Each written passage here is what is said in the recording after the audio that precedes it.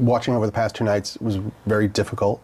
Me facing my past behaviors. Dan Schneider speaks out on allegations against Nickelodeon. How is it going today, folks? So I spoke a little bit before about this new docu-series that came out that features Nickelodeon cast and crew who share horror stories about their on-set experiences working with Dan Schneider in the late 90s and early 2000s. I mean, there was allegations of sexism, racism, inappropriate behavior between Schneider and his young cast members. And I mean, these were all big stars that we all grew up watching. I mean, most of you millennials will know about the Amanda Show, and then I'm sure most of you Gen Zers would know about iCarly. So by far the biggest name in the documentary was Drake Bell, who for the first time reveals himself in a child abuse case of filmmaker Brian Peck. And Brian worked very close with Dan Schneider as an acting and dialogue coach on all that and the Amanda Show. So one of the directors of Quiet on Set, Mary Robertson, came out in support of the cast and crew that had allegations, saying although it's a difficult subject, she was really proud and excited by the fact that they were bringing forward more than a dozen sources who have never shared their story public before. And if Ariana Grande or anyone else who is in this universe wants to share more with us, we're very interested. We reached out to everyone that you might expect for a comment and beyond. So Drake Bell did take Brian Peck to court over these abuse allegations. So after court, Brian Peck was charged with 11 accounts against a child actor in 2003 of a lewd act upon a child, sodomy of a person under 16, attempted sodomy of a person under 16,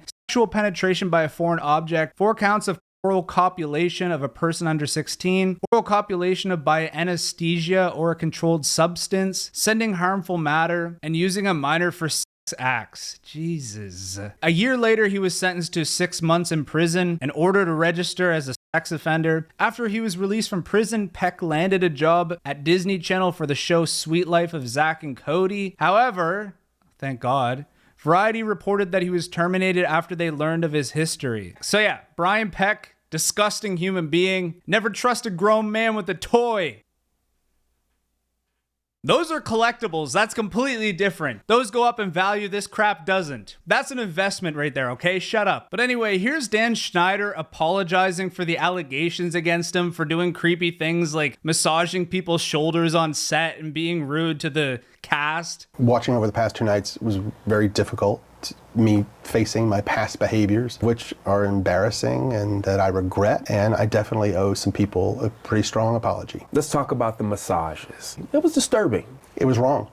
It was wrong that I ever put anybody in that position, and when Drake and I talked and he told me what had happened, I was more devastated by that than anything that ever happened to me in my career thus far. So although it's big of him to support Drake Bell and make a formal apology and show some sympathy on camera, it still doesn't really change all the crappy past behavior that him and Brian Peck had on set. But I guess it's a start. I definitely urge you guys to go watch the documentary as Drake Bell goes into a lot more of the details of the abuse and how it caused him to have a breakdown, have some alcohol, substance abuse problems. The cast and crew of Nickelodeon are definitely at fault here, and I don't enjoy cancellation, but when it's deserved, it's like, dude, you gotta apologize, you gotta try to fix this shit. So some people on Twitter were making some memes out of this. One person said, me if I ever catch Dan Schneider on the streets. Some people even protested outside the Nickelodeon studio in LA saying stuff like this. Hey, nigga, f Dan Schneider.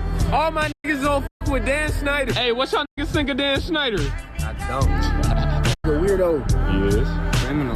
Nickelodeon's been investigating this for years. Push the fucking button, Nickelodeon. We Nickelodeon. We niggas loitering. And then people were posting pictures of Ariana Grande when she was in Sam and Cat, created by Nickelodeon, and doing some very kind of strange sexual almost behavior on camera. Sometimes I wonder if you can get juice from a potato.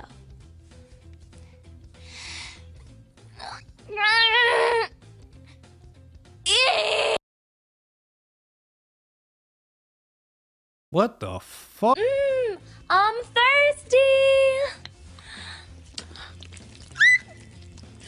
It's not possible. Come on, give up the juice. Bro, this can't just be me. Like, My mind is clear. I'm a clear-minded human being. And even like the eyes closed, the mouth open, the talking about juice coming out, this is very weird. This is very weird. I don't care what anyone says. I'm sure you can take something innocent and make it look sexual when it's not, but this is too far. This is very disturbing. So shout out to Killer Keemstar at Drama Alert for posting this. Ned's Declassified. You guys remember the actor? He kind of mocks the whole quiet on set thing and kind of gloats about the fact that their cast wasn't mistreated. Daniel, we told you never to speak about that. Get back in your hole, Daniel, and give me your holes.